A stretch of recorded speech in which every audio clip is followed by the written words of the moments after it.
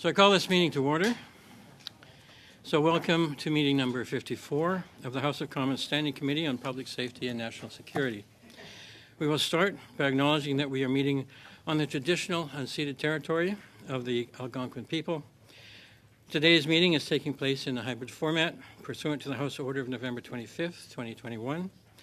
Members are attending in person in the room and remotely using the Zoom application. The meeting is public.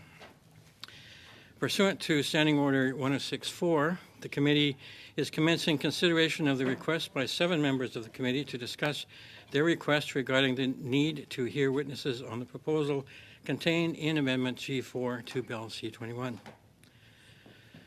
I would also like to take a moment to recognize our former chair, the Honorable late Jim Carr, and I wonder if we could all have a minute of silence.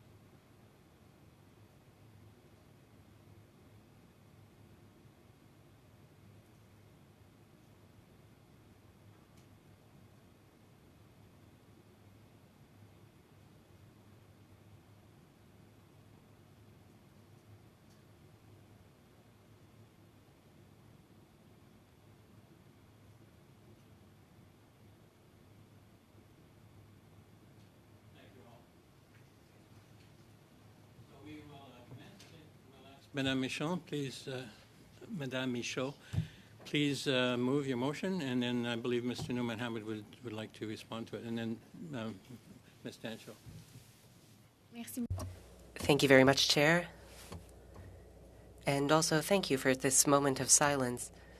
I'd like to take a moment to express my condolences following the loss of our friend and colleague, Mr. Carr. I had the chance to speak with him and work with him at the committee over the past few months. He will be missed. I will certainly miss him. I really did get to like Mr. Carr over the months that I was working with him, so my thoughts are with his family and his colleagues. I'd like to thank my Liberal NDP colleagues for having signed my letter, Chair. I believe we are all on the same page. We know that G4 is a very weighty amendment. A number of people have not had the chance to weigh in on the impact of the amendment on C-21. And as such, I'm just going to go through my notes, Mr. Chair. So, at this point, I think it would be good for our clause-by-clause study to hear if we heard from new witnesses.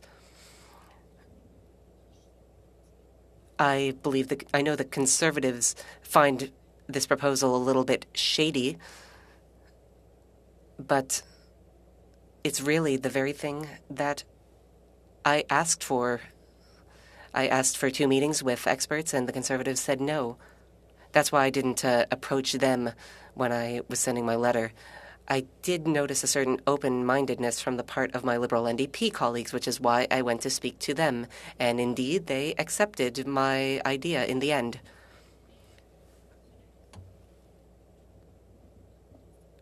I appreciate having had public servants before the committee to answer our questions. But public servants are somewhat limited in what they could say, and they noted this on a number of occasions. What is more, if I were to propose an amendment to a bill, colleagues would be able to ask me, why am I moving the amendment? Why is it worded in such a way? And then I would be able to respond to their questions, even if public servants weren't there to respond on my behalf. So for this reason, it's necessary to have independent experts come before the committee. They might be able to shed a light on some of the questions that have been brought up. We believe that G4 will have a major impact on C21, an impact that wasn't present when we last heard from witnesses. So I would ask colleagues to debate reasonably. I am asking for 2 meetings. This will let us hear up to about 12 different groups if we have 3 witnesses an hour and 4 hours of meetings. That, to me, seems quite reasonable. All the parties present would be able to ask questions, hear comments. So that's what I'm proposing. And for that reason, I have moved the following motion, which has been sent to the interpreters so that they could render it into English. I also sent it to the clerk. That the committee temporarily suspend clause-by-clause study of Bill C-21 and allocate 2 consecutive meetings to studying the effects of Amendment G4, starting with the next meeting of this committee. That in doing so, the committee invites witnesses and experts that it deems necessary to weigh in on the new questions raised by G4, and that the committee use its normal procedures to select witnesses to appear. That after the witnesses have given testimony, that the committee resume clause by clause where it left off and continue per the normal rules set out in Standing Order 75. So I'd like to hear my colleagues weigh in on this. Thank you. Thank you, Mr. Chair. And I just wanted to also start by expressing on behalf of all of us our condolences to Jim's family. And I wanted to share something with this committee before I get into the substance, because I had the chance to speak to Jim on Thursday after his bill was sent to third reading, and he said something that I wanted to share with us because it was actually about us. And Jim said that among his parliamentary experiences, working with this committee was one of his greatest joys. And he went on to say that it was because we had managed to figure out how to do complicated things together. So in the spirit of that, in channeling sort of what Jim had said, he said to me, I know it's tough, but you guys are going to get this done together. So I just wanted to share that with everybody because, yeah, anyways, because I think that's been a guiding principle for a lot of us in this committee, and we've had our differences in how we've kind of come up with things and come through things, but I think it's an important message kind of for us to reflect on as we go into the holidays. I wanted to thank my colleagues from the Bloc and the NDP for signing the 1064 and for all of us coming together to do that, which is, I think, an important step, and I think it channels a bit of what Jim would have wanted us to do. You know, we've said from the beginning that Canadians deserve to feel safe in their communities. We've also said that we want to make sure that hunters and farmers and Indigenous communities are not affected in that process. You know, there's been a lot of conversations in the last few weeks about how to best protect Canadians from gun violence. It's emotional, it's complicated, and a lot of people are counting on us to act in the right way to help prevent gun violence and to make sure that we are taking dangerous weapons off the streets. Now, there's been a lot of discussion about the amendments to C-21, rightly, and I think in this, of course, which would create the standard legal definition for what constitutes an assault-style firearm. And the definition of assault-style firearm is a complex technical endeavor, and it's not really something that lends itself, I think, to the broad generalizations, which is sort of how we seem to want to do politics these days. Gun community, gun control advocates, Canadians of all political stripes have asked for a clear definition so that everyone knows which side of the line they are on. And there's been a lot of misinformation and confusion around this amendment that was presented to the committee. There have been a lot of people that have taken advantage of kind of what is not known by others to fan outrage. But there's also a lot of misinformation from people that just don't know. I myself had a couple of people reach out to me saying, listen, I have this particular gun.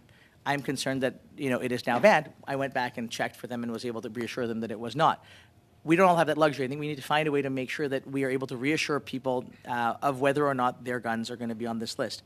And I think the most important part of this is making sure we're hearing from voices that feel that they haven't been heard so that we can hear different points of view to help make this better legislation, so that we can help dispel some of the myths and so that, frankly, we can do our job, and if we can, improving this legislation, make it even better.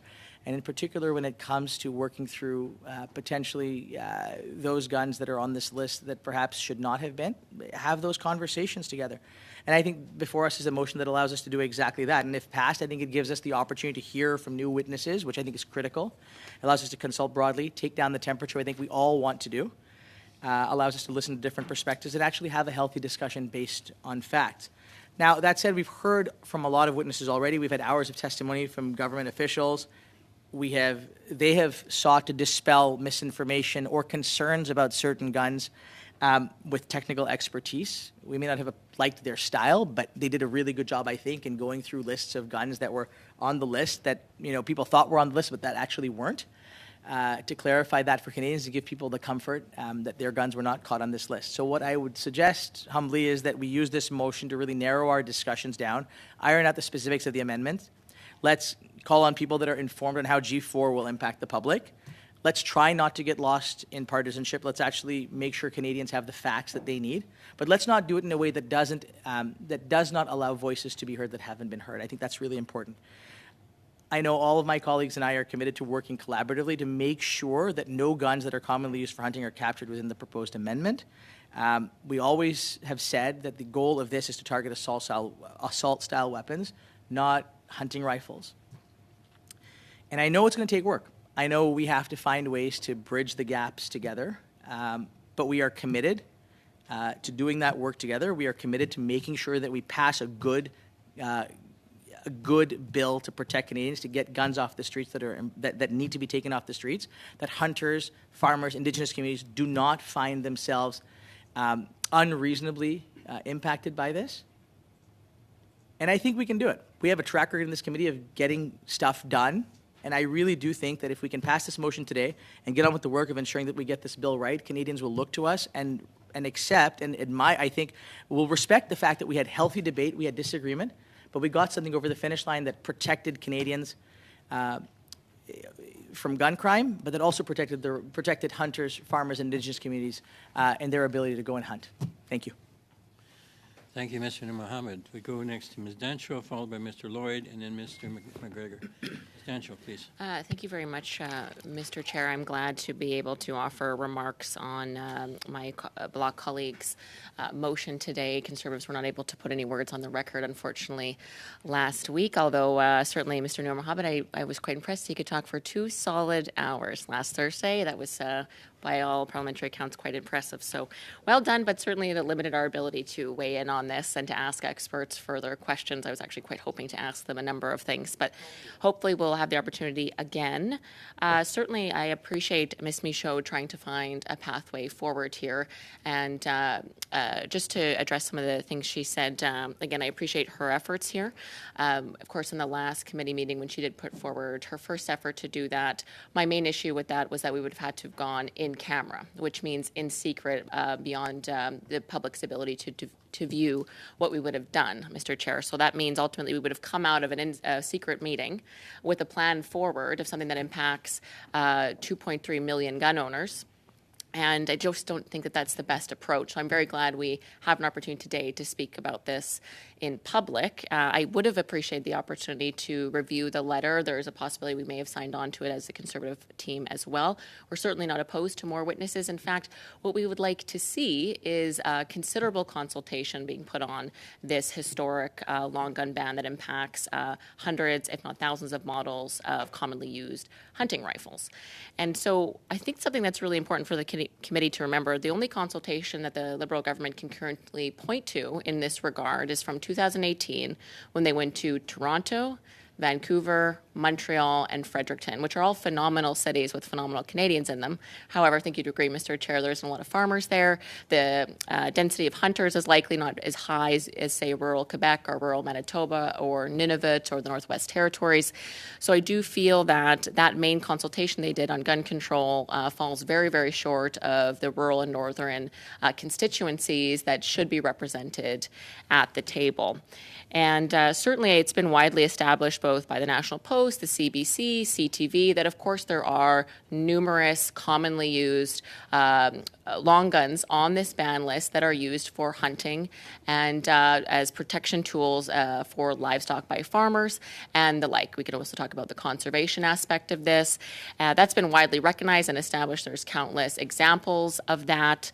And in fact, the National Post today had an article called about a lot of misinformation from the government. They really break down the misinformation that I agree that with Mr. Nur Mohammed that there has been misinformation in this. And I do believe, though, a bit contrary to, I think, his point was that I think a lot of it is coming from the Liberal government, who for weeks said that, no, this isn't a hunting rifle ban. This does not impact commonly used hunting rifles, which, of course, now we know, and of course it does. The SKS is a perfect example of this. It's one of the most popular hunting rifles in Canada. It was used in the 1940s. And so we know that, of course, it's about 70, 80 years ago it was used as a military tool, and now it is commonly accepted as a hunting rifle. So I guess what they're trying to say is anything that's ever been used, perhaps even going back to muskets in the Civil War, should be banned in Canada. But I think a lot of hunters has been established. There are so many long guns that are so common. We're talking classic woodstock hunting rifles that are being used that will be banned by this. And I think that that's really the problem we're coming down to, and I don't necessarily see a path forward. The Prime Minister came out last week and said he will absolutely, and I'm paraphrasing, this is not his exact verbatim quote, but he will not be adjusting at all the definition of in the semi-automatic context. And that is one of the biggest problems. And something that the committee may have missed, to Mr. Nur Mohammed's credit, he asked this question. The analysts or the civil servants that were here made this very clear to his, good question, that the list that's about 300 pages long is firearms that fall under the OIC from May 2020, the ban criteria there. So 10,000 joules and a 20 millimeter bore diameter. That's what's in that 400 or 300 odd pages with several hundred firearms in there. That's what's in there. 480 of them are brand new. That's what's causing all the uproar. But what people don't understand, and what was confirmed in the last committee meeting, is that that list is actually going to be thousands of models of firearms long, because the semi-automatic definition that she confirmed, the bureaucrat from the last meeting confirmed that there is not a list that outlines how many firearms that is. That is not encompassed in the hundreds of pages that hunters have actually been able to see. So again, what Canadians that are impacted by this don't even realize is that the firearms that are being banned, there's actually thousands of more models that will be banned. There's so many semi-automatic hunting rifles with magazine capabilities that don't meet the 10,000 joules and don't have the 20 millimeter bore diameter. So those are countless more hunting rifles that we don't even have a list for that yet. I thought that was quite a shocking development. This list that's this big is likely going to be this big. And this is just really what we feel is the beginning. They're opening the door. And of course, a lot of the firearms on that list are lever action, brake action, bolt action. There's a number of those caught up in this. Obviously, classic hunting rifles as well. And so we just feel that the approach so far, there has been misinformation, but of course we feel that it's been the government leading on that. And even the gun control community has said that they're very disappointed with the government's communication on this. So what I would say when we're talking about the witness testimony in particular, while I appreciate the effort, I do feel that 2 meetings we might as well not even have meetings, because 2 meetings does not even cover the Indigenous communities that deserve to be at the table. Remember, we have Métis, First Nations, and Inuit, and we have various regional differences for various Indigenous culture, very different issues from region to region. So if we're going to even adequately represent the Indigenous communities, we would need more than 2 meetings, just those alone, let alone hunting and wildlife and angling associations, conservation associations, gun shops who have been absolutely hammered. This would be the 3rd gun ban they have to deal with in 2.5 years. And these are mom and pop shops for the most part. If you take Cabela's out of the mix, all of these are run by families, especially in rural and remote communities. So they have been absolutely hammered. We need them represented as well. Of course, gun ranges that are widely used by police in the areas as well, those are privately owned. Those are being hammered by this. We also have heirloom collectors and World War II enthusiasts who collect memorabilia from the various world wars.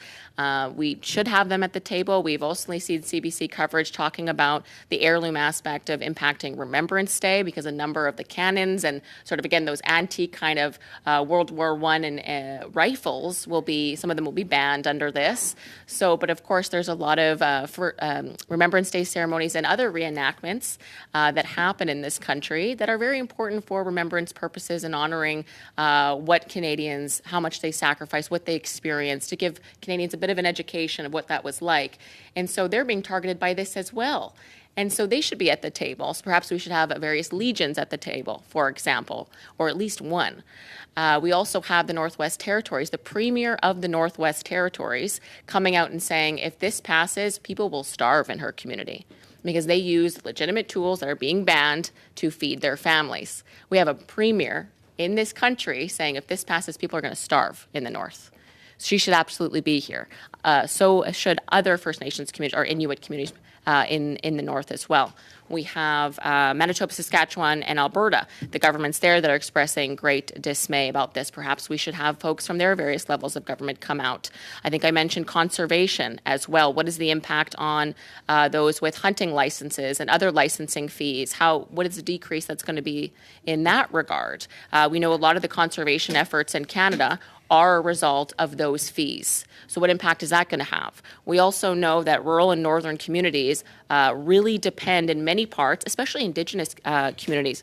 Often there'll be guides for hunters, and often they're American hunters. So we have a hunting tourism in this country, particularly from the Americans, who will often bring semi-automatic rifles that will be banned now. So maybe the Americans who pay tens of thousands of dollars to come here, enriching local northern and rural communities, Indigenous guides, what's going to happen to that source of income? Are there Americans who are going to say, this is just, the third ban? We're just not going to bother. So what's that going to mean for areas like Timmins, Ontario, and other communities, and northern Manitoba, where there's fly-in prime hunting lodges and outfitters that really provide a sense of ability to have resources and economies in areas where there isn't booming in other industries.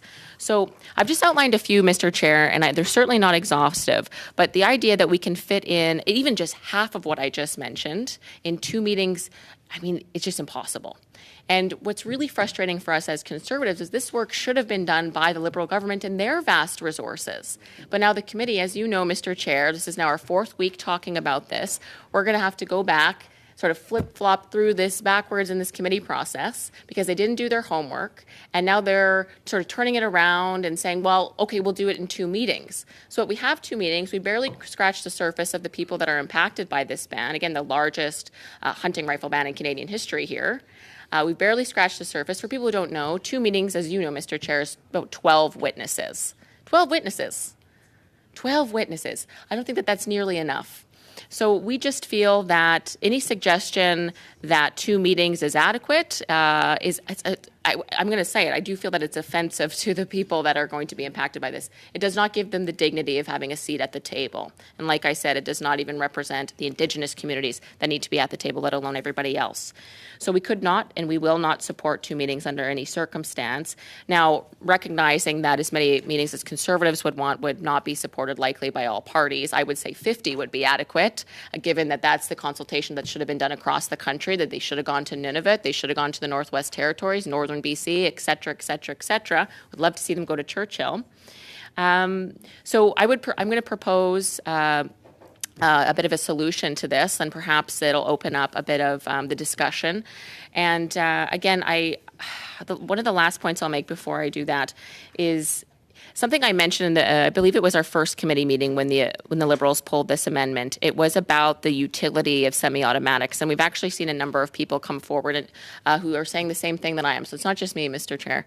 Actually, the NDP, I'll give her so much credit for, the NDP for Nunavut in question period talked about the polar bear threat in Nunavut, and how the ban will impact people's safety against polar bears in Nunavut.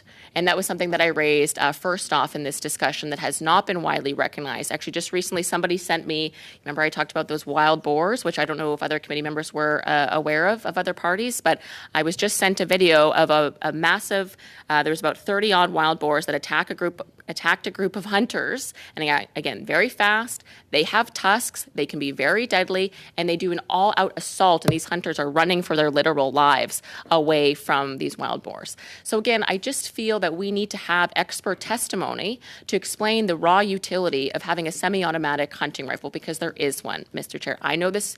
I know hunters know this. I know farmers know this, and certainly northern Canadians are aware of this. So I don't mean to go on, but I just have so much to say, and we weren't allowed to talk in the last week. So, but I will wrap it up. I will move a sub-amendment here, Mr. Chair. And actually, before I do, I did want to mention, I should have done this off the top, my apologies, but I've been thinking a lot about Jim Carr, and we had a really great, really, it was almost a year we got with him as the chair, and it was when I first came on as vice chair here, he was the chair, and it was his first time chairing, and he did a really phenomenal job. And I do have to say, it was actually nice to come to work and be on this committee. We worked together, I think, for probably the first time on public safety. We were able to all sign on to a guns and gangs study, pretty unheard of for all parties to agree to policy on guns and gangs. We also did an IMVE study, and we all came together on those. There was no dissenting reports. I think that's pretty impressive, and I lend a lot of that to Jim. Mr. Chair, I know that you'll do a phenomenal job as well. I have full confidence in you, but I am going to miss him a lot, and it's been a quite emotional 24 hours for all of us. So in that spirit, much like Mr. Noor Mohammed, I am trying to put forward a good faith amendment to this motion so we can open the discussion to something more reasonable. And just to underline, there is no way that we will agree to 2 meetings. It just will not do justice to this. So I'm going to put a proposal out there. People are welcome to counter propose, but this is the proposal we're putting forward for discussion. And within this amendment, Mr. Chair, a lot of it, when we were writing this, we thought about the rural and northern Canadians that need to be represented at the table, and also how this committee has never traveled in the year that I've been chair of it. So why not take this opportunity and do the homework the Liberal government should have done? And so I hope that we can come together on this and meet in the middle. So I would move, and again, I don't have the amendment in front of me, Mr. Chair, so I don't know where exactly this would be placed, but likely where it starts at 2 meetings, and it would say... The amendment has been distributed, I believe, by email. Okay, thank you very much. So right after, I'm looking at it now. So right after 2 meetings here, where does it say that? Rural North, yeah. So we would say that the committee temporarily suspend the clause-by-clause study of Bill C-21 and that it allocate 20 consecutive meetings to study the effects of the amendments G4 and G46, and that these meetings include committee travel across Canada as soon as possible to rural and northern and Indigenous communities to hear from impacted individuals. That the committee, and then there's another small amendment in this amendment, so I'll just keep reading, that the committee invite to testify the witnesses and experts that it deem necessary to hear in order to answer the questions raised by new concepts and amendment by G4, and that the committee proceed accordingly to the usual routine rules for the invitations of the selected witnesses, that committee completion of the testimony, the Minister of Public Safety appear for 4 hours before the committee resumes in clause-by-clause consideration where it has been suspended, and proceed according to the usual rules pursuant to Standing Order 75 of the House of Commons. So just in sum, we're saying let's do 20 meetings, and let's ensure some of those meetings, if not all of them, involve rural and northern travel, including Indigenous communities. And at the end of all that testimony, we bring back the Minister of Public Safety for 4 hours to answer our questions. So that is my amendment. Thought that we can discuss it now as a committee and see if we can come together on this, Mr. Chair. Thank you. That's a massive amendment. Do you have that in writing in both languages at this point? So it's not actually that big, but It seemed like a lot longer than 2 I seconds. reread the whole motion. Okay, so you're changing, you're amending the number of meetings to 10, 20. 20, sorry, and you're adding the Committee travel committee travel, and you're adding to rural and remote, or rural and northern, including Indigenous, okay, and the minister at and the the end. minister at the end. Yeah. Okay, so the discussion continues on the amendment, and we go to Mr. Lloyd, followed by Mr. McGregor. So I believe we're now discussing the sub-amendment proposed by, Amendment. It could be Ms. Dancho? it could be sub-amended, It but wasn't amended. it's an amendment It's to a motion. to the motion that Madame Michaud I has see. given. It's complicated. Yes, thank you. I have a You know, map here, I haven't been at the committee for a few meetings, but I've been watching very closely the evidence that's been put forward, and I want to thank my colleague, Ms. Michaud, Madame Michaud, for bringing forward this amendment and showing a desire to have additional witnesses to look into this, you know, what I think is just a massive amendment. You know, and I wish, you know, my Liberal colleagues would show some humility across the way when talking about misinformation and perhaps recognize that the whole reason that we're here today is because of an amendment that they put forward that does indeed have massive implications in this country. But moving forward, I think that this amendment put forward by my colleague, Ms. Dancho, is well placed because I remember back to earlier on during C21 testimony, we had Indigenous witnesses come to this committee, and they were very clear that they had not been consulted and they did not feel consulted about this legislation. And it kind of disappointed me that we moved into clause by clause without taking a step back to recognize that, you know, these are Indigenous people in this country who have been disenfranchised by this country for centuries, for over a century. And they're telling us at committee that they were not consulted. Like these are representatives of First Nations and Indigenous communities. And this committee basically, you know, took down their testimony and said, well, we're going to move along. And that didn't sit right with me at the time. And, you know, I didn't know if I was going to have an opportunity to raise this issue, but I think now is a good opportunity to raise this issue because when we spoke to those witnesses, they said it's not good enough just to talk to the chiefs, because it was noted that, you know, one of the Liberal members said, well, we spoke to a chief about this and they said that they thought it was all right. You know, that's a big mistake because we really need to get into the grassroots with Indigenous communities, First Nations, Métis, and Inuit. And we also need to approach them on their level. And I'm not saying limited to those groups because I think there's lots of other groups that we need to hear from on this specific amendment, but just speaking about the Indigenous witnesses for a moment, it's quite a thing to ask that people come to Ottawa from these rural and remote communities and northern communities. You know, a lot of times I know there is, you know, financial compensation for people to come here, but it's just not feasible for them. And we also know that in this country we still don't have a very strong network of rural broadband. Which also eliminates, and this leads to the question of capacity. Where there is no capacity, I don't believe there can be consent. And so I think it would really be essential for this committee, as a sign of reconciliation and good faith, to actually set aside some meetings for this committee to actually go into these communities, you know, within reason. You know, we're talking about Whitehorse, Yellowknife, Iqaluit, Churchill, northern Saskatchewan, northern Alberta, Vancouver Island, Labrador, you know, just to name a few places, you know, and maybe not all of those places, but certainly some of those places, they all have merit. It's important for us to go into these communities and invite these people within their own communities to come to our committee to have their say and to be heard by us. And I think that would be a tremendous show of reconciliation in this country. I think it'd be a tremendous show of willingness to consult with First Nations and people who live in rural Inuit and Métis and folks that live in rural areas who hunt and trap for sustenance or for recreation. And so I really want to lend further support to my colleague's amendment here and suggest that, you know, I think there's room for flexibility if members have specific places that they'd like to go to, or if there's a specific number of meetings that members think are appropriate. But I think, you know, setting out 20 as an initial proposal is a strong proposal. And I would hope that these amendments are taken in a good spirit by this committee. Thank you. Thank you, Mr. Lloyd. We go now to Mr. McGregor on the amendment. Thank you very much, Mr. Chair. And, you know, before I get into my remarks, I also want to add my voice to colleagues about the late Honorable Jim Carr. You know, it's funny how your relationship with a person changes over your parliamentary career.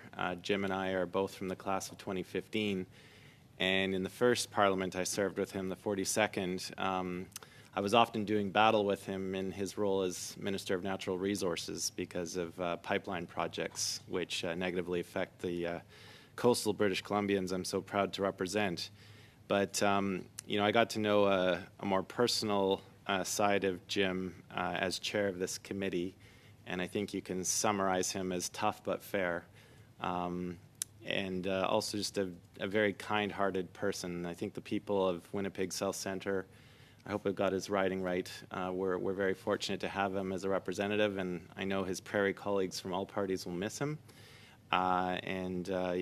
If his family's watching this, all I can say is I offer my sincere condolences. The parliamentary family is going to miss him. So rest in peace, Jim. You were a great chair. And Mr. Chair, I know those were big shoes to fill, but you have our confidence. It's not an easy committee to manage. I think you'll be the first to admit that. So, colleagues, we've now had 6 meetings at this committee at clause by clause, and we are still stuck on clause 1. We're still stuck on the very same amendment we were 6 meetings ago.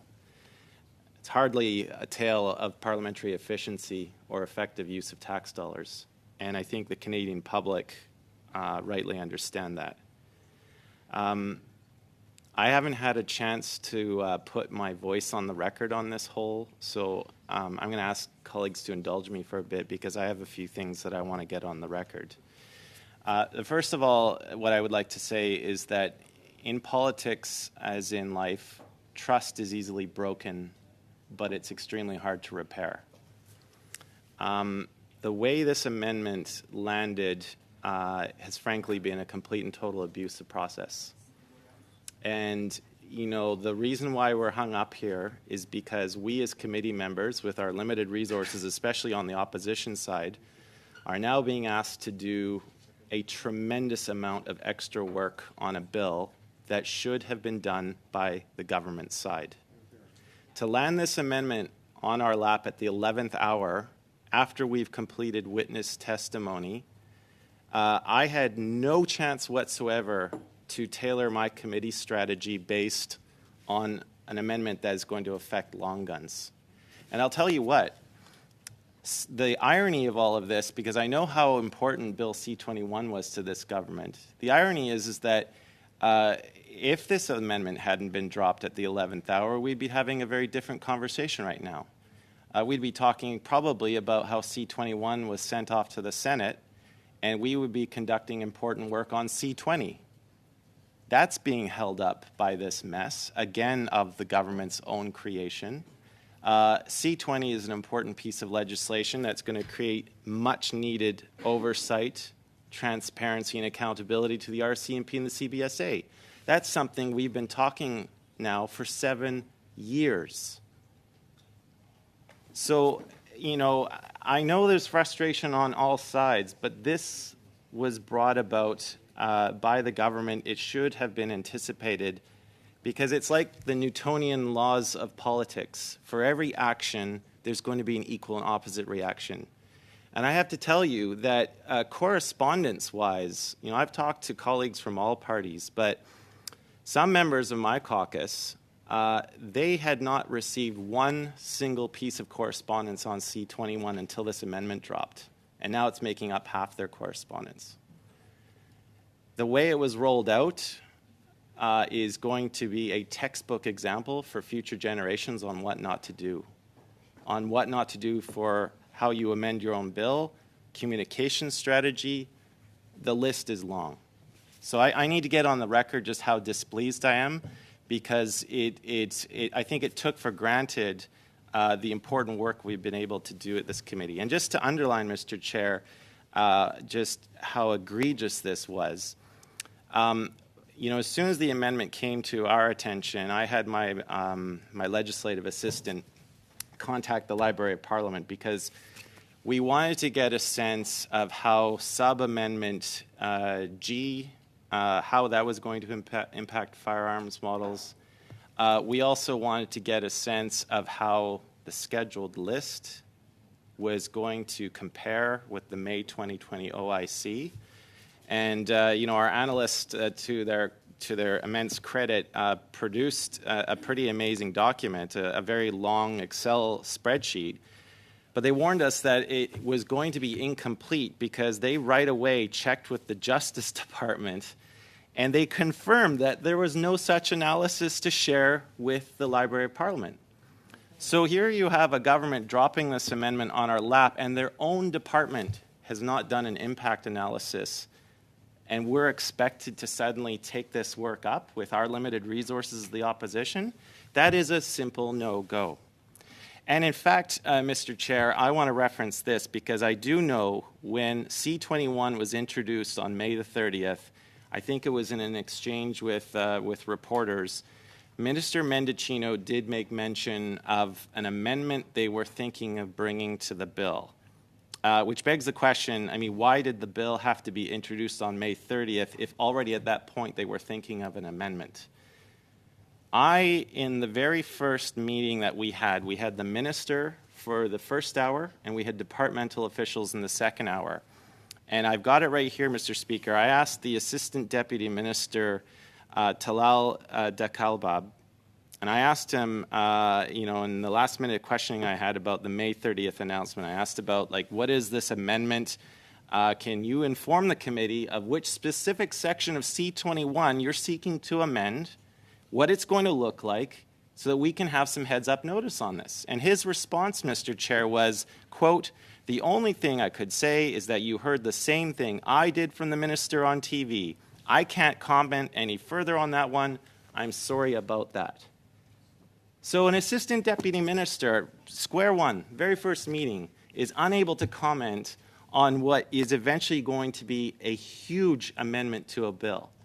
So after that, given that the assistant deputy minister, pretty high official in the department, is unable to provide details to me as a committee member, and I'm supposed to do my due diligence on a bill, is unable to provide that information, I dropped it because there were other things in the bill, tangential things that I could see, comment on, things that I had had the chance over the summer of this year to actually speak to my constituents about. I made the effort this summer to visit the Victoria Fish and Game Protective Association. I had some very frank conversations with people about the handgun freeze, what that would mean, and I took their comments back with me to try and make some fixes based on that feedback. These are law-abiding constituents who simply want to be able to practice their sport. At no time, Mr. Speaker, or Mr. Chair, did I talk to people about their hunting rifles or their hunting shotguns because, again, that wasn't in the bill. It was not defended by the Minister of Public Safety during second reading speech. I did not have the opportunity during questions and comments to ask the minister about that. I did not have the chance during my own second reading speech to talk about these things because they were not in the bill. So a complete abuse of process. And I have to say, I sit on 3 committees, and I've seen this happen in other committees, especially with consequential legislation. And I'm going to cite Bill C-7 from the last Parliament. That was, of course, the amendment to our medical assistance in dying regime, which added Track 2 for people whose death was not reasonably foreseeable. In the debates on that, the first version of C-7 included a continued prohibition for persons who had a mental illness as a sole underlying condition. And the government even introduced a charter statement with Bill C-7 explaining why that prohibition should continue, because there was not enough knowledge, there were still some gaps in whether treatments would be effective. But what happened in that process, Mr. Chair, was that the Senate amended Bill C-7.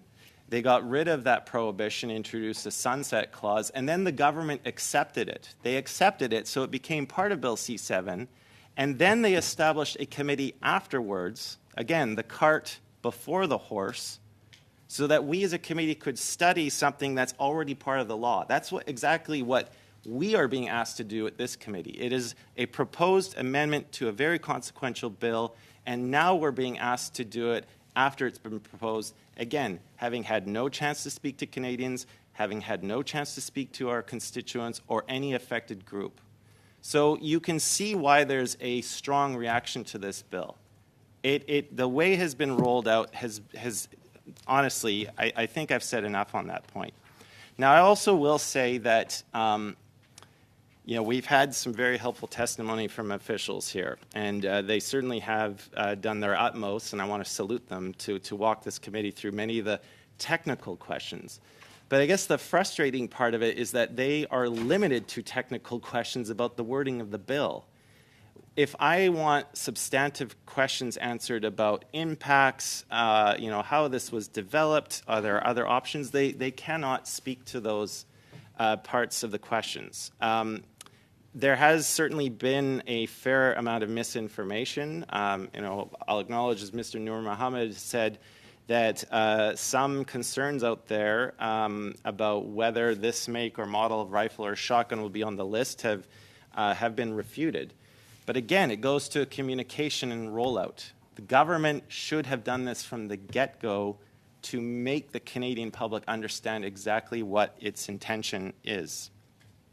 The other thing, too, Mr. Chair, is that, for some makes and models, right, after the May 2020 OIC was launched, and by the way, let's face it, that section of the criminal code that allows for those orders in council has been used by both Liberals and Conservatives, and we do have extreme policy lurches on both sides. But to go, for some people who might have owned a firearm that escaped the May 2020 OIC, afterwards they probably said, phew, my firearm is safe, the government didn't take it, and a lot of these are non-restricted firearms that are now being moved to prohibited. They're skipping a step. They're not even going into the restricted category. They're just going straight to outright prohibited. The government never explored other options. I mean, this is kind of the sledgehammer approach. There were never any other options explored. This could have been the homework that was so crucial to be done before the amendment was proposed. So could we have explored options such as tighter licensing requirements for semi-automatic firearms? I understand the concern that's out there. A semi-automatic firearm can discharge ammunition at a much faster rate than a lever action, a bolt action rifle can.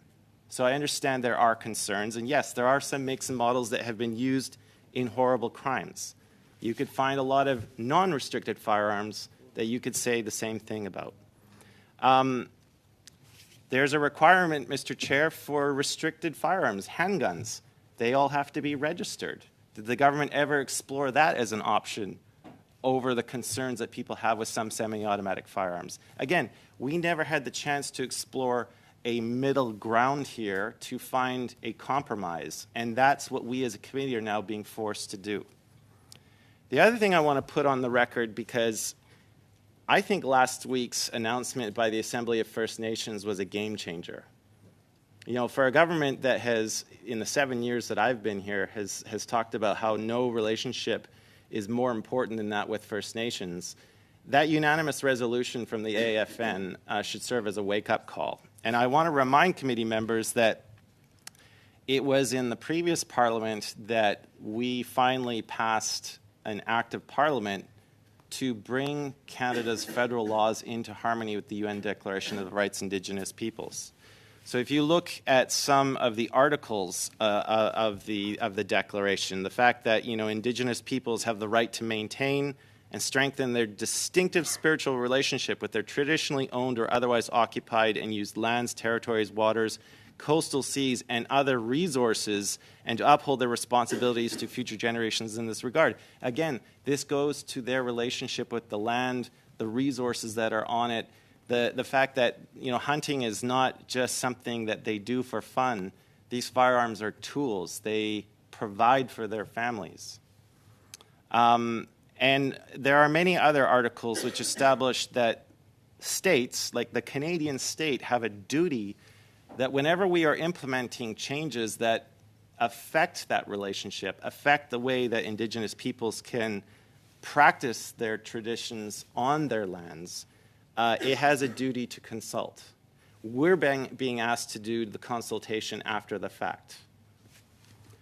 So if we look at the actual law that was passed in the previous Parliament, it states that under the Act, the Government of Canada will work in consultation and cooperation with Indigenous peoples to take all measures necessary to ensure the laws of Canada are consistent with the Declaration, prepare and implement an action plan to achieve the objectives of the Declaration, and develop annual reports on the progress and submit them to Parliament.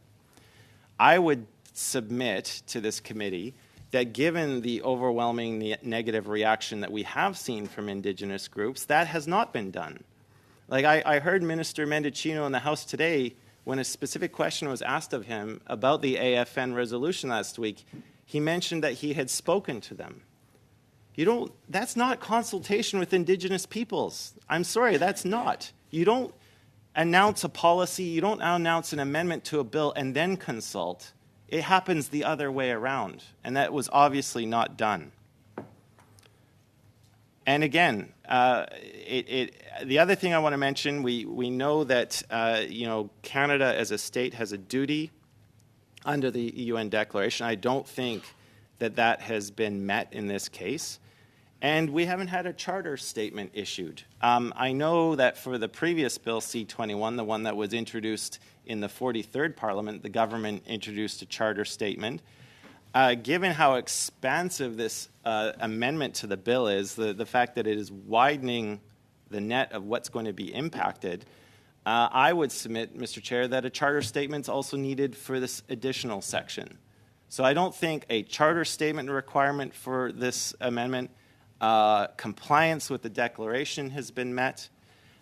There's been talk about like the number of witnesses we need. I think absolutely 2 is not enough. I think 20 might be too high.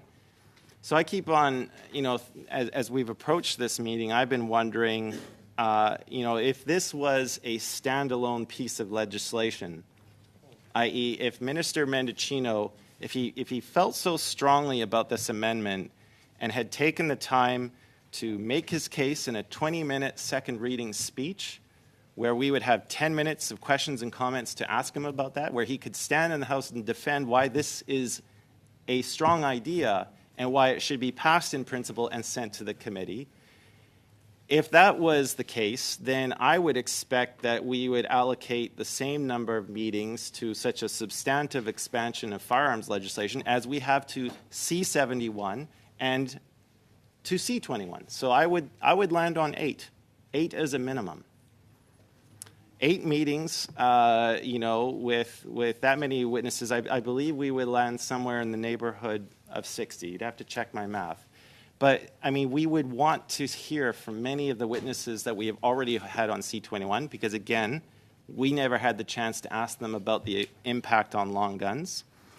We would want to hear from as many Indigenous groups as possible. I mean, at a bare minimum, we're talking about the Assembly of First Nations, the Métis National Council, ITK, representing the Inuit up north. I know that there's been mention of a premier. We want to know from many of the provincial Indigenous groups as well. We never had the chance to talk to the various police forces that were here about, what is your opinion about this? In your experience in law enforcement, is this a massive problem? Is the way this amendment worded going to help you do your job, et cetera, et cetera? The answers to that might be yes, but we, again, never had the chance to get that on record. I would want to have people from my own riding. I was talking with a constituent today on the phone. He's owned firearms for most of his life, and he's just bewildered by the fact that why is my firearm suddenly appearing on this list, this scheduled list? Like all I want to do is have my firearm to be able to go out and hunt. He's an ex-military. He knows how to handle a firearm. It goes to the fact that we've never had the chance as representatives in our own ridings, but across this country, to talk to people. So I understand the intent behind the amendment. Sure, I understand. But it's an abusive process to go about it this way. If you have an idea as substantive of this and you are sure that it's the right way to go, then do it the right way. Submit it to parliamentary process where it goes through a second reading. where it goes through full range of committee meetings, where we have the chance to adequately study it and have the runway to do so, where we can consult with legislative council after having heard from witnesses on whether there might be some appropriate sub-amendments. So I would like, Mr. Chair, to move a very small sub-amendment. I do agree with the Conservatives that travel would be necessary.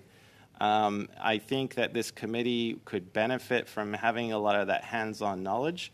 But so I would keep everything related to travel, and my only change, Mr. Chair, would be that we change the number 20 to 8, and that would be the bare minimum, because it's giving this substantive amendment the same respect that we have to the previous Bill C-71 and to the current Bill C-21. So I will close there. I think I've put everything on the record that I needed to. But, you know, honestly, we are stuck in the mud right now on our 7th meeting precisely because of how this was rolled out. And I'm sorry to my Liberal colleagues, but the blame for that lies squarely on your shoulders.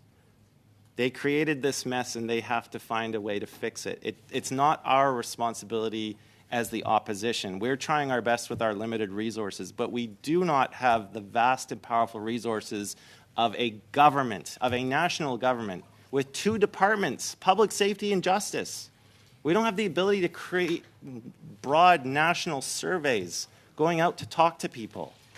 I have myself and my legislative assistant, 2 people. My caucus is less than 10% of the seats, and we're trying our best to find a way forward. But you have to understand that this reaction you're seeing, not only from members of the opposition, but from the public, is precisely because of how this landed. My Liberal colleagues have to wear that and take responsibility for that. So I'll close with that, Mr. Speaker. Just want to make sure that my sub-amendment was, in fact, moved. Thank you. I acknowledge your sub-amendment to change 20 to 8. So the discussion now is on Point of order, Mr. Chair. On a point of order, Ms. I believe he said at least 8 meetings. Not 8 definitively, but at least 8 meetings. I believe that's what the member said. Said at least 8, is that correct? Okay. So that is the sub-amendment before us. Just a point of order, Mr. Chairman. Mr. Badaway, go To you, ahead. to the clerk, are we not to vote on the amendment first, the first amendment, and then if that doesn't, then proceed? Then Well, we go to this other we're allowed amendment? to go one deeper. We're allowed to go to a sub-amendment. And so we'll vote on the sub-amendment, except that we do have more people to discuss. So we are now engaging discussion on Mr. McGregor's sub-amendment to Ms. Dancho's amendment to Ms. Michaud's motion. So we have Mr. Motz, followed by Mr. Shipley, followed by Madame Michaud. Thank you, Mr. Chair. I won't necessarily speak directly to Mr. McAllister's sub-amendment. However, I will say that I agree that we need a minimum of meetings. 2 certainly wasn't sufficient. And I guess I have some confusion whether we are meeting with the travel. I agree we need to travel and meet some of these people who asking them to come, all of them to come to Ottawa would be unreasonable for their resources as well. Are we talking about 8 meetings where we travel to have 8? Because we also need meetings here. There's going to be groups and organizations that are going to want to come to Ottawa and meet here. So I think we need some clarity around that, and I guess the minimum of would suffice, and would just you know, when I'm done my intervention, I would certainly like to have some clarity from Mr. McAllister on that. I want. Actually, it's... What did I say? Did I say McAllister again? I'm so sorry. I can't believe it. Mr. McGregor. Is it Gregor Sorry. McAllister or Alexander Can you turn your name tag McGregor? so I can actually see it? Sorry. I apologize. I know, I apologize. I want to thank Mr. McGregor for his amazing intervention. He took a lot of the things I was going to say, and I will repeat some of them because I think they're worth repeating. First, the Liberals need to wear this mask, and that's the bottom line. They need to wear this mask. And how did we get here? Like, how in the world did we get to this point where we spent 6 meetings on a government amendment to a bill that they were so proud of? There's 140 plus amendments to this bill, and they're not all opposition Many of them are the government's. I mean, G46 is a good indication of 140. They got 46 amendments to their own bill that was supposed to be so perfect. That should Point speak d'ordre, to the... Monsieur le Président. What, pardon me? Oh. Madame Michaud, on a point of order. J'ai cru comprendre. I understand that Mr. Motz asked a question to Mr. McGregor, asking him to clarify his sub-amendment. I wonder if you would let him respond before Mr. Motz goes on with his point. Mr. McGregor, if you wish to respond to the question. Can I just have the question repeated? What did I ask? Which one? I had lots of questions. I believe the question was whether the proposed travel was Okay. part of the 8 meetings or not. So in his 8 minimum Yeah, so meetings. to clarify, I did not change the travel portion. It was only the number of meetings. So the amendment that Ms. Dancho moved, that is still part of it. My sub-amendment only amended the number of meetings. So the 8 includes travel. Thank you for that clarification. So before I was, point of order, I was going to ask the question about why are we in this mess? Why did we have 6 meetings to I'm get sorry, stuck did I hear a on? point of order from someone? No. He actually said it himself. No, it was me. Oh, He point of order himself. No. I may be going into a coma I did here, so not, some of but this stuff I anyway. might miss.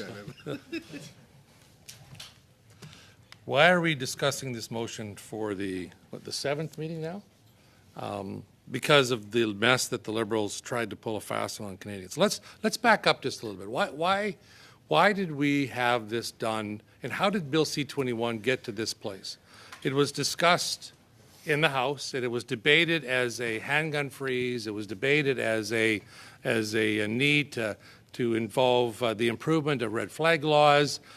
We saw that it was going to impact sport shooters and many other of those communities, and that was the intent behind what the government said they were trying to do. Then when the bill comes here, and again, many people debated, all parties were able to debate this bill in the House, and none of us were under the impression that it was anything more than what was presented to the House and to Canadians. Then at the 11th and a half hour, at clause by clause, the Liberals tried to pull a fast one on Canadians. They tried to... Mr. Motz, Yes, sir. if I could interrupt. I know everybody's got a lot on their chest that want to go off, but we got less than an hour to finish this off. Otherwise, we're going to have to meet and settle it on probably Thursday. So I would urge everyone to stick to the amendments, not how we got here, not whether the shortcomings of the bill, but whether or not we should meet to have more witnesses and how many meetings that should be and whether we should travel. I certainly will give you as much latitude as I have everyone else, but I would certainly encourage everyone to kind of, if we could focus on the matter at hand, it will help us get through this. So I'm sorry, go ahead, Mr. Mott. Thank you, Chair. Like I said, we are here because of the Liberals, not following, as was already indicated, due process. They're bringing a significant amendments to a bill that already was contentious to many Canadians, and now they've added a whole new scheme to this bill. I think, and I believe firmly, that the government, the Liberals, did not decide to throw this amendment into the last minute. I believe very strongly that when Minister Mendocino made these comments back in May, there was already conversations, there was already plans in the works to try and manipulate, pull a fast one on Canadians, and then now, because of the enormous response from Canadians, from opposition, they're now trying to backtrack and save face. And this is a complete sham, to be honest with you. Firearms have dominated a lot of my email correspondence over the last several weeks. I think we're above 6,000 already. I have not had one that's in favor of what this government has tried to do, and none of them. And in fact, the majority of the phone calls we received and the thousands of emails we've received have suggested many things, most of which I can't repeat here. But ones that I can repeat are, why doesn't, if the government is so intent on going after hunters, why don't they propose a bill, a standalone bill? Pull this right from C21. Let's have the conversation about what C21 was intended to do to deal with handguns, and let's go back to it. So, as Mr. McGregor indicated, in his sub amendment, I agree that we need substantial number of meetings, and I don't want to be prescribed that it remain at 8, as Ms. Ancho has done in her amendment to this bill. She proposed 20. We need to ensure that if the government doesn't have the good common sense to pull this amendment on their own, then the committee's got to have to do the consultative work that this government failed to do. And as a result, I don't think 8 meetings is going to suffice either. There are multiple groups from across this country, hunting and sporting groups, industry, Indigenous Canadians, you name it. We're not going to get 8 meetings. And what is that? 16 hours, even at two different groups per hour. That's not going to be significant number of groups. That's 30-some groups that's going to be able to hear to speak. I think we're just scratching the surface. And there's a reason that Canadians don't trust this government. There's many reasons, actually. And this is just another example of trying to manipulate, pull a fast one, whatever name you want to call it, to get Canadians to buy into something that is their ideological agenda. And so, again, I have more to say on this as we get to the regular amendment, but suffice to say that while I agree that we need many more than 2 meetings, I certainly am not favorable to try and get everybody in a process of 8. Thank you, Mr. Motz. We go now to Mr. Shipley, and I'm going to really stress to everyone that we really need to stick to the amendments and the sub-amendments in our discussion so that we can vote. So the question on the table is whether we should accept Mr. McGregor's sub-amendment, and I would hope that we can address that directly. As soon as there's no discussion on the sub-amendment, we can vote on that, and we can go back to the amendment and carry on that discussion. So anyway, Mr. Shipley, if you wish.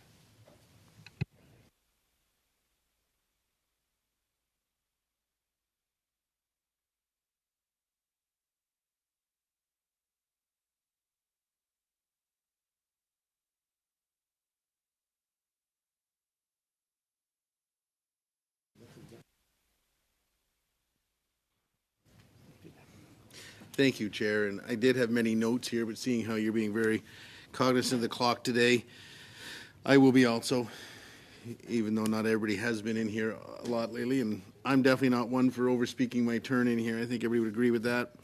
I just have a few quick things to say. I came into this a little excited. This was going to be my first clause-by-clause review. That excitement's been kind of removed from me. We've kind of got bogged down in a quagmire here, quite frankly. We're now in our 7th meeting. We've had 6, and we really haven't accomplished a lot. So I'm just going to cut to the chase. I've got a lot of other notes here, but I know we want to move on. We're going to try and get this thing moving. The only thing I'm going to say is this. I have heard the term misinformation so much lately, it's crazy. Every time someone says something anywhere now, it's just misinformation. You're saying misinformation. You're spewing misinformation. Everything's misinformation. So let's go to the heart of it. Let's have these meetings. Let's stop the misinformation. Let's go out there and get the real factual information from the people who are using these hunting rifles that are trying to be banned in here. So let's stop with the misinformation. Hopefully, Mr. Tlaib, you've used that phrase a lot, Mr. Nur Mohammed, sorry, Tlaib. And let's go out there and get the facts. And I don't think we can do that in 2 meetings. There's a lot of facts out there. Everybody's talking about wanting to get the facts. Let's go get them. As I said, I did have many other notes here, but I know we're being aware of time, so I'm going to succeed my time over, and that's all I'll be saying today. But I'm in favor of more meetings. We've got to get down to get the facts on this and move forward. Thank you, Mr. Shipley. On y va maintenant de Madame Michaud. Moving over to Ms. Michaud. Thank you, Chair.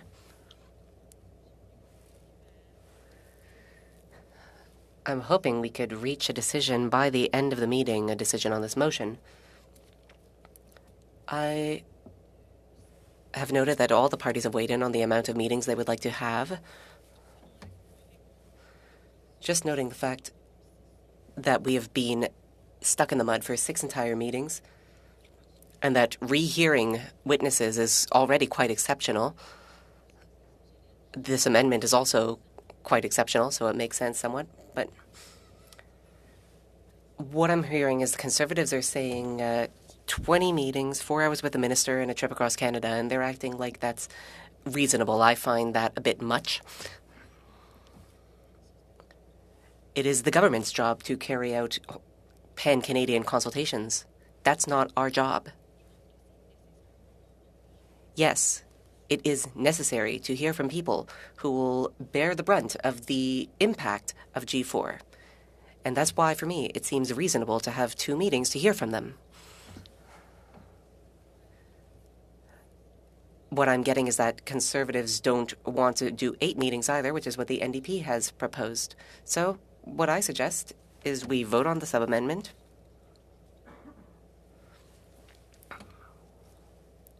And then we vote on the amendment and we vote on the motion.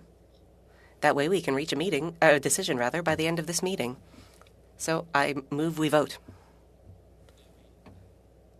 Yes. Wishes to speak to the sub-amendment. We can't call a question, as it were. So we go now to Ms. Dancho, followed by Mr. Lloyd.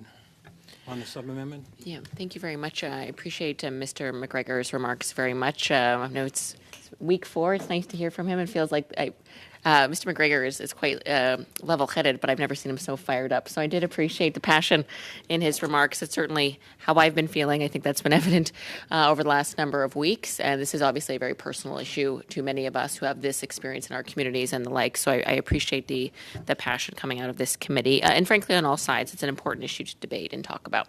But I did want to make the point, just in response to Ms. Michaud, I take her point, but the government hasn't done the consultation. That's the problem. That is why we're suggesting, and we've put forward an idea that since they haven't done their homework, they don't want to go across the country, they don't want to talk to Northern Canadians, rural Canadians, or Indigenous Canadians, then we will do the work. And I think Mr. McGregor, I won't repeat all his remarks, but he made a very clear argument, as we have been, that we're only in this mess because the Liberals brought this forward in the 11th hour. We wouldn't be here in this extraordinary circumstance had they not done that. So that's why we proposed 20 meetings, and included in that would be travel to rural and northern Indigenous communities and non-Indigenous communities. I think it's more than reasonable, but again, if it was up to me, there'd be 50 meetings. That's what the government should have done, minimum, before that they launched this on the committee at the 11th hour. But I would say to 8 meetings, just to speak to the sub-amendment quickly, because I know we're running out of time. 8 meetings is okay. I was hoping that we perhaps could meet in the middle, though, but I know I can't amend a sub-amendment. So I'm not very keen. Yeah, I'm not overly keen on 8. I would have said maybe if 12 would have been more reasonable, perhaps, but I don't believe I can amend a sub-amendment. So I just think 8 with the minister included in that means only 7. And I just don't feel that that's enough, Mr. Chair. So thank you. Thank you, Ms. Dancho. Mr. Lloyd. Yes, I'll make this brief. I really appreciate Mr. McGregor for bringing up this sub-amendment. And hearing the concerns from Madame Michaud very clearly. I think I could accept 8 meetings, but I think if we're going to be traveling, we got to understand this isn't going to be the 2-hour meetings that we usually have here in Ottawa. Like if we're going to go to a place like Whitehorse, like we'd be having substantially like a longer meeting than 2 hours, because we need to have an opportunity for witnesses to be heard, and if people are going to be coming in from the community. So, I mean, at least 8 meetings. If the committee finds at the end of those 7 meetings that we feel like we've left out important groups and that we need a couple additional meetings, then I think that we're leaving it open in this amendment by saying at least 8 to add those meetings at a later date. So I hope with that understanding that, they'll be longer than 2 hours, that 8, at least 8 is acceptable, and that if needed, we could add additional ones if the committee feels. So I'm going to end my remarks there, and I hope that we can get committee support for this, because it is important to get consultation on this. And I think it helps rebuild trust with Canadians. Thank you. Can I just do a quick point of order, just a point of clarification? On a point of order? Yes. Is it the case, perhaps the clerk can answer, if we do go to Yellowknife or something, would it be a 2-hour meeting like I'm thinking it would be, or would it actually be all day? Because that does change the. Well, that's an idea, open I'm not question. quite It should sure. also be noted that we wouldn't be able to travel before April, according to the clerk is Well, anything is identified that. possible. So, but I think that's something on a point of order. I believe, I understand that there has been, committee travel has been finalized for prior to March 31st, I believe. But I think if we have consent from the whips of all parties, that we could bring forward emergency funding to support a trip. I mean, when the decision on committee travel was decided, I believe back in October, we had no idea that this amendment was coming. And so for the government to drop an amendment at this late of stage, and then say, too bad, so sad, you can't travel to deal with I this think we're amendment. going beyond the point of order here. Okay, so I just wanted to make a point of order that with the whips, agreement of the whips of all parties, we could travel before March 31st. Thank you. All right. Point of order, Chair. Mr. McGregor on a point of order. Yeah, I think there might be some confusion over how I amended the amendment. Everything that Ms. Dancho moved stands except for the number 20. I only replaced the number 20 in her amendment with at least 8 meetings. So there were questions about the ministers, so nothing else in Ms. Dancho's amendment changes. That's still part of it. The only thing I changed was the number 20 to at least 8. I just wanted that clarified on the record. Thank you, Ms. McGregor, for the clarification. That being the case, and seeing no one wishing to speak, we will have a vote on Mr. McGregor's sub-amendment. Point d'ordre, Monsieur le Président. Est-ce qu'on peut prendre Point of order. Could we just hold on a bit, because suspend briefly, because there's some, I don't know how to put this, unofficial conversations, shall we say? We'll suspend for 5 minutes. Meeting suspended.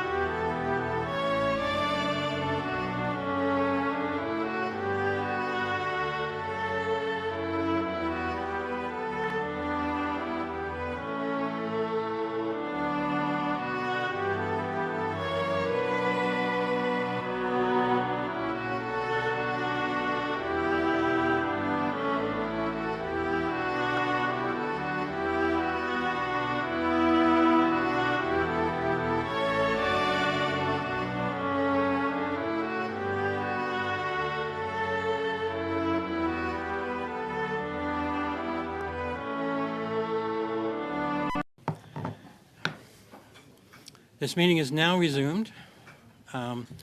We are at the point where we were going to take a vote on Mr. McGregor's sub-amendment, which is to modify Ms. Dancho's motion to change the words 20 consecutive meetings to be at least 8 consecutive meetings. Is this a point of order? Or Yes, it's just, well, I think it's relevant, just Okay, go given ahead. that I think we should put on the record the conversation because folks weren't able to be aware who are watching. Okay, so we're going to carry on the discussion Sure. on Mr. I'll just be brief, though. I'm McGregor's not looking to drag this out. But so, again, committees, as you know, Mr. Chair, are about collaboration. Right now, we're really looking at either 2 meetings or about 8 or more, and with travel. That's what we've put forward. Again, the proposal was 2. And then we put forward 20 plus the minister, and within that 20, we would do rural and northern travel, including First Nations.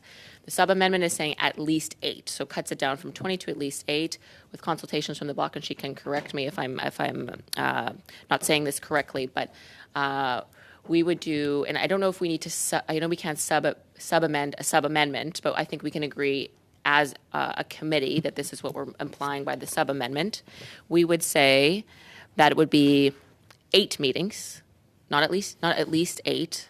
Again, this is what we need to get a consensus here, so that's why this is important. So 8. If you just allow me to finish quickly. Well, I'm just going to suggest that if we vote on Mr. McGregor's amendment, right? But as you said, we're running out the clock. Then we could have. Then you could amend the amended motion, right? Or what we've done in the past, we've just agreed, and it's on the record, so we can reference it if anyone ever wants to cause problems, but. Just for efficiency's sake, what I've talked to the bloc about is she would agree to 8 meeting, not at least 8, but 8 specifically.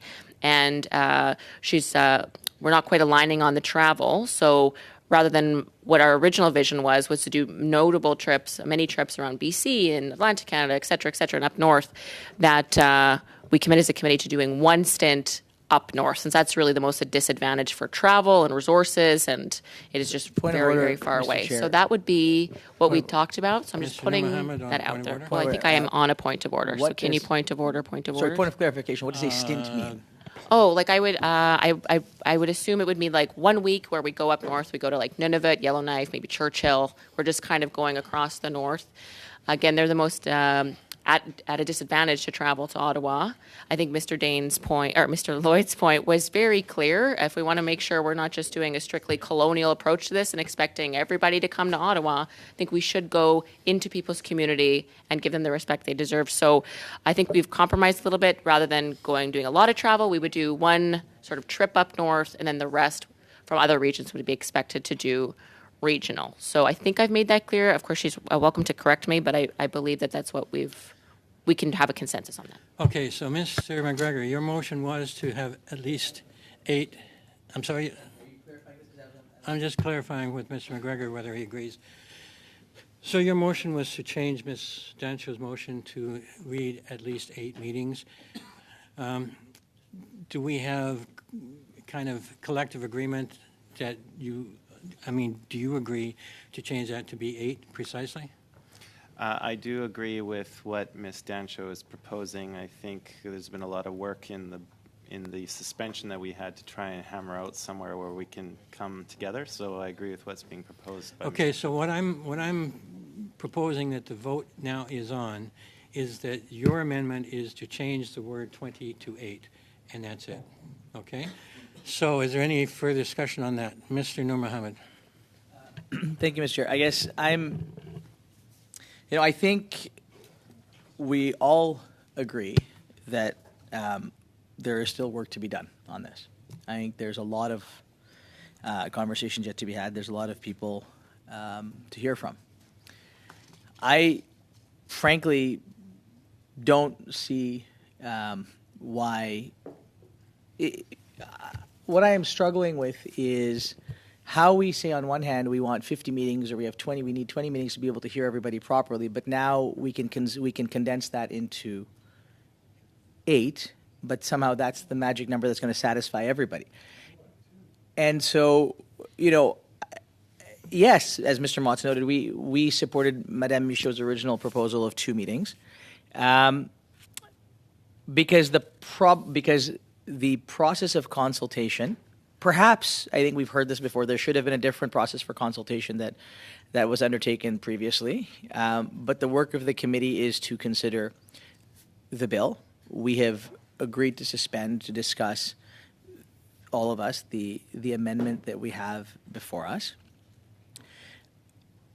How do we limit? I'm trying to figure out how we limit very specifically the conversations that we have in respect to the specific amendment that we've got before us, and how we kind of if we take this approach that we want 8 meetings on this particular amendment, what's to say that we now at the next amendment say, you know what, we're not comfortable, and instead of actually coming out and saying, some parties may come out and say, we actually don't like the whole bill. So instead of coming out and saying we don't like the whole bill, we want to just vote it down. We're going to, if I can get to my point, Mr. Chair, sorry.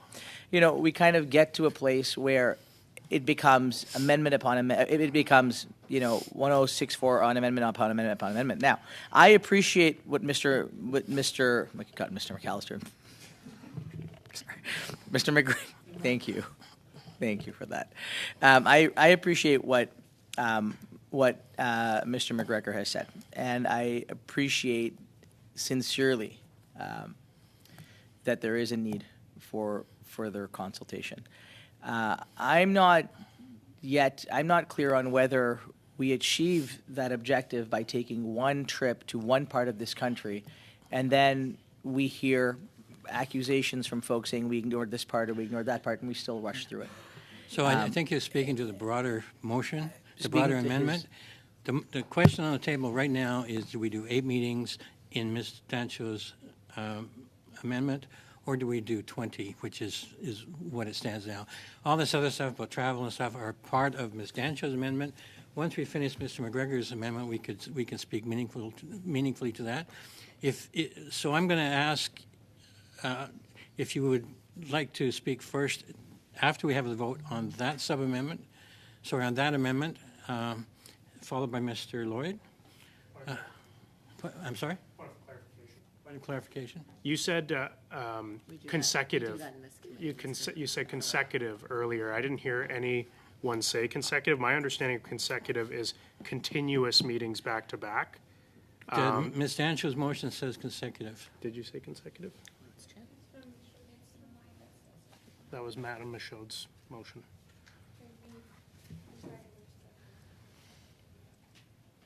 Mr. Chair, point of order. Mr. Badaway on a point of order, Thank please. you. Can we deal with one amendment at a time here? So we have a sub-amendment on a table. Can we deal with that?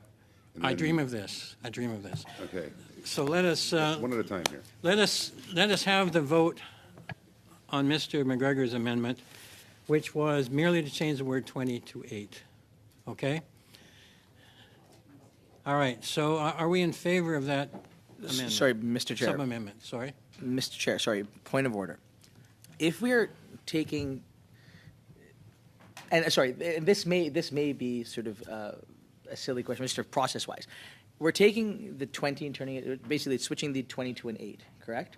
But does that not cause the effect of the entirety of the motion, or are we just amending? We're changing only that one word. Yeah, thank you. All right. I think we're clear. I'm hoping we're clear.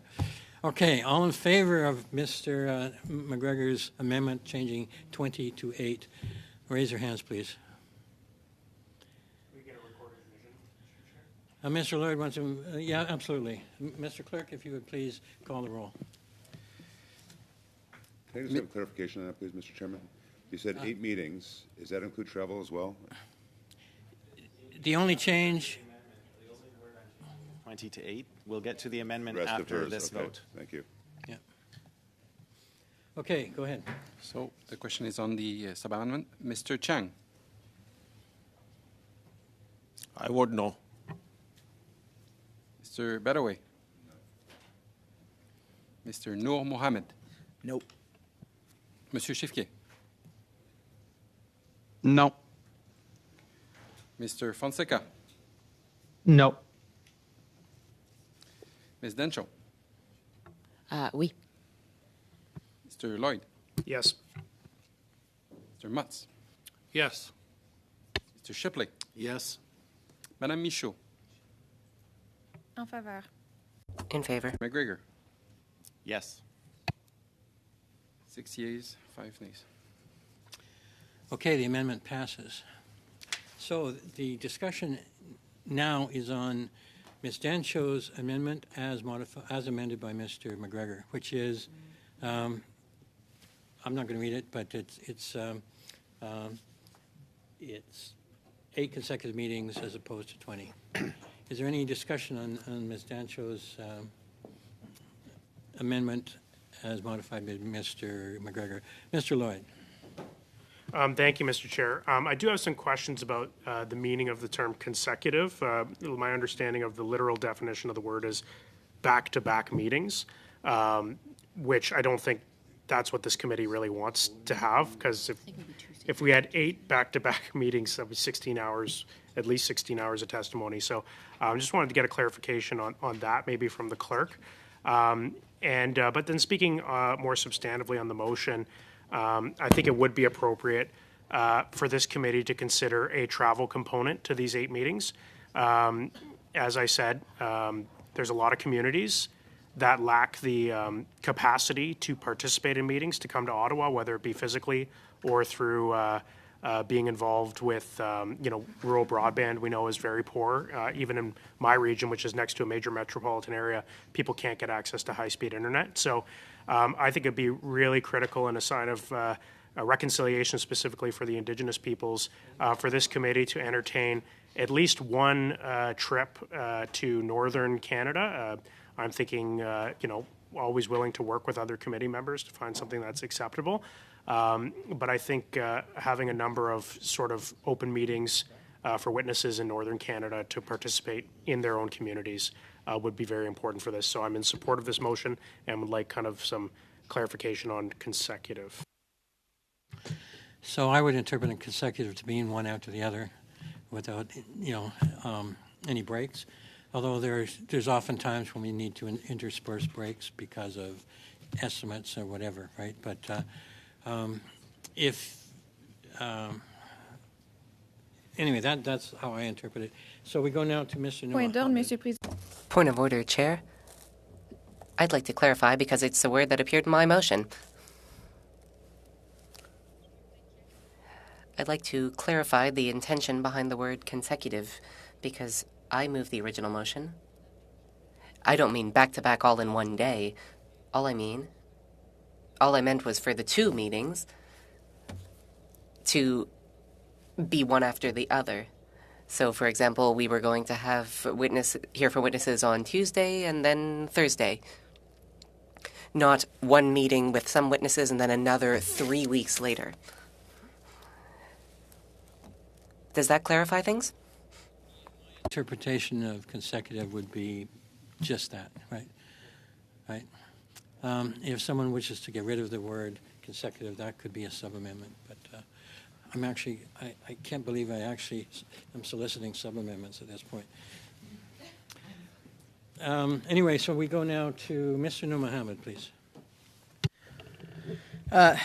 Thank you. So just now going back to the, if I'm correct, we are now debating the amended amendment, which was Madame Michaud's original. Madame Michaud's amendment has been proposed to be, sorry, Madame Michaud's motion has been proposed to be amended by Ms. Dancho, which has been modified by Mr. McGregor. So we are speaking to Ms. Dancho's amendment as modified by Mr. McGregor's sub-amendment. And if anybody's confused, it's me. So Okay. For that's why we have clerks. So and so analysts it, here. so I okay. So in order to make sure we're talking about that, and this is, can we just make sure? It's a short motion. Can somebody read out the correct language so we know what the heck we're talking about? Because we've had lots of good discussions today, and I make sure we don't waste time talking about something that is not. Okay, I will do so. If so, the amendment, as it stands, the ones we're discussing right now, is that the committee temporarily suspend the clause-by-clause study of Bill C-21, and that it allocate 8 consecutive meetings to study the effects of Amendments G4 and G46, and that these meetings include committee travel across Canada as soon as possible to rural, northern, and Indigenous communities to hear from impacted individuals. That is the result of Ms. Dancho's amendment as modified by Mr. McGregor.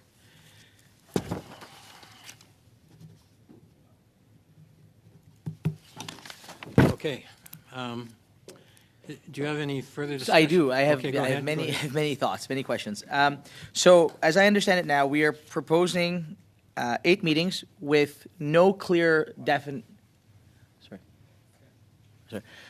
no clear definition in terms of how many meetings in this particular motion, how much travel that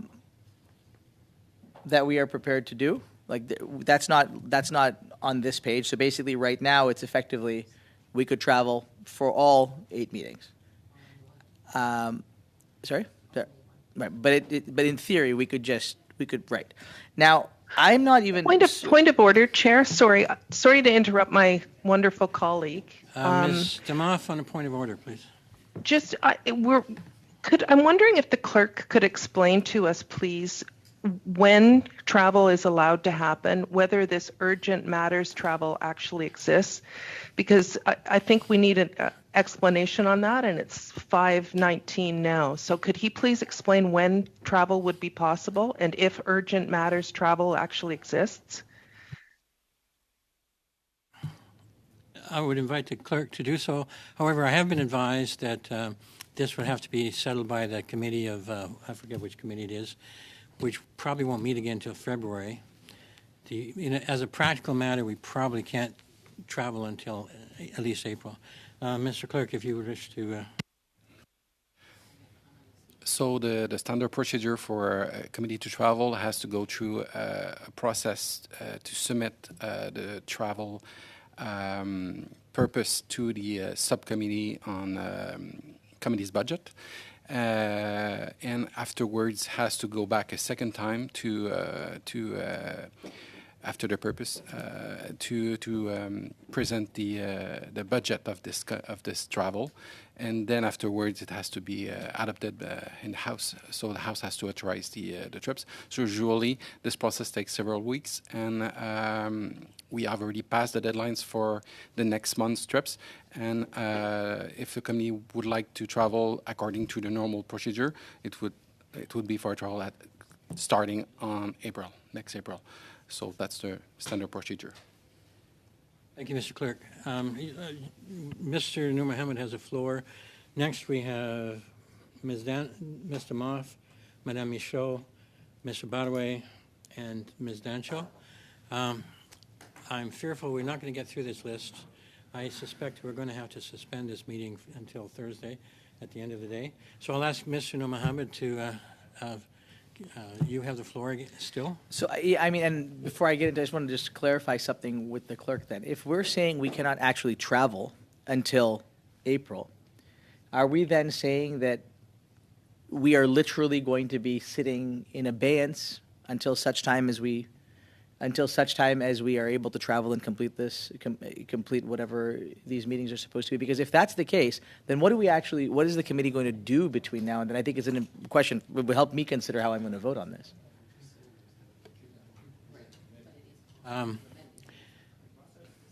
That's a very good question. My expectation is if we are required to travel, we would not be able to resume clause by clause until after we've made at least one trip, which would, I guess, put us into the territory of hearing testimony on C-20 and potentially finishing the Russia study. Should we need to fill in some time. But it's kind of a mushy area. I'm not exactly sure where we're going to go with that. So that was a point of clarification. You still have? Yeah, I do want to. Thank you. So I guess what I'm struggling with the idea that we would now do 8 meetings with an unlimited potential amount of travel that may or may not begin until April, with then 3 weeks left to potentially try and, if we are satisfied with the consultations that we will have had on one amendment, try to figure out how over the course of the next 3 weeks of the session we're going to get past critically important gun legislation that I am in I believe very strongly that the majority of Canadians want us to get done. I think we are all in agreement that it is important to get some more consultation and to try and address a lot of the challenges, a lot of the issues, a lot of the concerns that have been raised. Nobody's disputing that point. But to say that we now want to effectively hold up, and how we got here, look, how we got here is a different conversation for a different day, but how we get to a solution, I think, is what Canadians are looking for here. The idea that we would now sit effectively unable to move this legislation forward at the very least until we return from whatever travel in April, and then try to spend 3 weeks to do this, to me, I just don't understand how we in good conscience can actually go back to our constituents and say, because we decided we want to go on trips, that we're going to hold this legislation back until April at the earliest. I am not saying that we shouldn't consult with communities in the North, in Atlantic Canada, in British Columbia. But we have learned over the last 2 years, my goodness, we managed to conduct Parliament virtually. There are ways for us to try and do this in a way that actually is efficient, that gets to where I think people want to go, which is to have heard voices, to be able to deal with the, yes, I'm going to use the word misinformation that, as Mr. McGregor has noted, is rightly out there. I think it addresses some of the gaps, perhaps, in how people might have wanted this to have gone differently. But, the fact that we would say, let's not get this over the finish line in whatever form that ends up being, with everybody's input, and I said this many times, there is no monopoly on good ideas. I have said this to every single one of my colleagues in this committee. I am open to hearing different ways of doing things. We are all open to that. The minister said this. The prime minister said this. So let's get past the fact that there is, that there may be, a difference of opinion as to how we got to where we are today. But I don't know how we say we're going to stop all work completely until we have managed to do trips. Travel is important. Looking people in the eye is important, absolutely. But we managed to do it for 2.5 years. We managed to consult with people in ways that use technology. I am really quite worried at what we do when we go back, regardless of what party we belong to, how we can go back in good conscience and say, look, we decided we weren't going to get this thing, we weren't going to have active debate on anything past the, clause 4 of this bill until sort of the entire year is run out, and then maybe we'll pick it back up again. Right? Canadians demanded of us that we pass gun legislation. The NDP, the block, Point d'ordre, us. Monsieur le Président. Point of order, Chair. Une question? It's a point of clarification. I'm hoping to ask the clerk something. Travel seems like it's a complicated procedure. There's only 4 minutes left to reach a decision. We may not be able to get consensus about the number of meetings, but maybe when we get back from the holidays, could we possibly take out the provision about travel and then that way perhaps the Conservatives could table a new motion to hold week-long consultations around the country? Since there's consensus about 8 meetings, would that be possible? For us specifies travel. But I think we are out of time. So I'm going to suspend until Thursday. We can resume from where we left off. A point of order, Mr. Chair. If the Yes. House rises tomorrow, how does that work for Thursday? We're allowed to carry on despite, the only thing that messes up is prorogation and dissolution. Sorry, another point of order. Is there not, and then perhaps all committee members will be very excited to meet on Thursday, and that's completely fine if I'm off base here, but perhaps given that China committee was usually at coming up, and I think that was a reason we couldn't go late on during this committee slotted time. What I'm saying is I believe the resources are available if we want to go a little longer just to round this up, but if committee members are very excited to meet after the House rises tomorrow, I will be there, but just a suggestion. Well, I was home to go home myself, but we can. We have like 5-10 minutes left in resources that are available to us. Mr. Nur Mohammed. Point of order, Chair. So, Mr. Nur Mohammed, I've just recognized him. Was that on point of order? I still have the floor. Yeah. Okay. So, Go ahead. Mr. Motz, please go ahead on a point of order. Yes, thank you, Chair. You know, we can solve this whole mess if the Liberals would just agree to get rid of Okay, clause. not a point of order. Government Order 4. Not a point of order. So, we're out of time. Mr. Nur Mohammed is in full sway here. I feel he's got more miles left to go. So we will suspend at this time and resume from where we left off. When we resume on Thursday, I don't know if there's any other time available. Our regular slot is Thursday morning. Mr. Nur Mohammed has the floor, followed by Ms. Damoff, Madame Michaud, Mr. Badaway, and Ms. Datchell. Sorry, you didn't, Mr. Chair, I'm sorry, before you clang the gavel, pardon me. It's been a long day. I'm just wondering if you can answer my question, if we have time to finish this up now. Like, why don't we just go another half an hour? Well, because, we don't have time for that. We don't have resources to go past 5 more minutes, right? But we do. Point of order. The resources do Mr. exist. Chair. On the same point of order? No, different point of order, but we still haven't dealt with the previous question that was asked in the previous point of order that Madame Michaud had raised. So, like, we have got a whole bunch of things that are in flux here that predicate whether or not, first of all, there's the question of the meeting on Thursday. There's the question of whether or not we have an actual answer to understand the problem that we're trying to address. And so, like, I think we're in a bit of a spin, and we're now entirely out of time, but... So on your point of order, on everybody's point of order, so when we come back on Thursday, if you wish to modify, make a sub-amendment about travel or such, that would be appropriate. But at this point, we're out of time. So, Okay, so One I will last pick point up of order. with Florian at the end.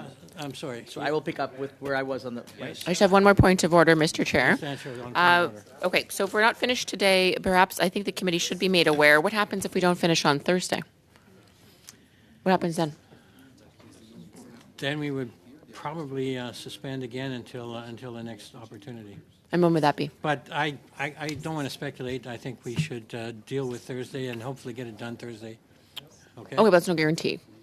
There is no guarantee. This is All right. this is the Wild West we're in right now. So Thank you, Liberals. thank you all for Chair, all can of I your- Mr. can Chair, I move Ms. to Demoff. adjourn the meeting? I think we need to. Well, there has been a motion to adjourn as opposed to suspend. I vote for that. It is in order. You hadn't gavelled yet. Still I in the hadn't gavelled yet, so Point d'ordre, Monsieur le Président. Point of order, Chair. Entre ajourner et The difference between adjourning and suspending, if we suspend, the discussion continues, and if we adjourn, we don't. we adjourn. This matter is closed. We carry on with another C21 clause by clause the next time. Right? Okay, so the motion to adjourn has been made. All in favor of adjourning?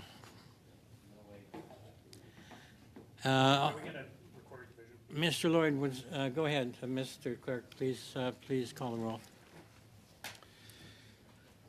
Mr. Chiang, I vote yes. Ms. Damoff,